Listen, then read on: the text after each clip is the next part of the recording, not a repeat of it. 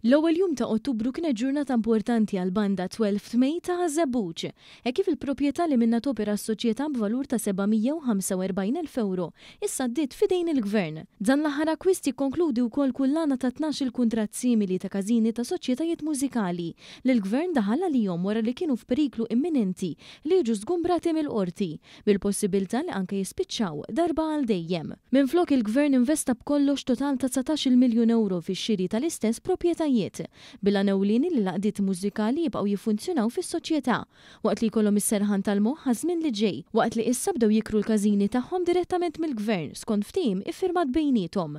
Din id-deċiżjoni salvat ukoll parti sew mit-tradizzjoni Maltija la darba jikkontribwixxu qatih għall-Festa Maltija li issa wkoll rikonoxxuta mill-UNESCO bħala wirt intanġibbli tal-umanità. Il-President tal-banda 12 May in-Nutar Marjella Mizzi spjegat li dan il-ftehim jagħtihom serħan tal-moħħ biex il-każin ikun jista' jibqa' semu fis-soċjetà. Serħan il-moħħ ukoll għaliex jiena ċerta li l-Gvern b'dan l-investiment li jagħmel żgur li għandu fl-interess tiegħu li titkabbar il-festa li dan il-wirt intanġibbli dinji tal-umanità jinżamm fuq wiċċ l-idejn.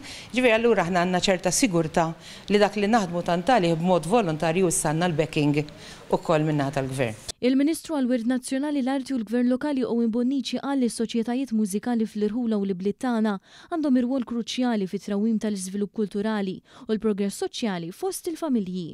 U qal ħafna drabi l-persuni attivi fih dan is-soċjetajiet mużikali jixprunaw l-inizjattivi li jippromovu l-arti, l-edukazzjoni, il-konservazzjoni ambjentali u l-ġid soċjali fid-diversi komunitajiet. Dan il-ġest aħna din nsaħħu mhux biss il-futur ta' din is-soċjetà, imma nsaħħu wkoll il-kultura fil-komunitajiet tagħna. Fl-istess waqt qed nissalvagwardjaw il-fatt li issa fl-irħula tagħna, fiċ-ċentri, fil-qofol tal-ibliet tagħna jkun hemm is-soċjetajiet mużikali li tant aħna imdorrijin bihom u li kienu friskju li spiċċaw barra minħabba il-liġijiet tal-kera ta' qabel l-1995.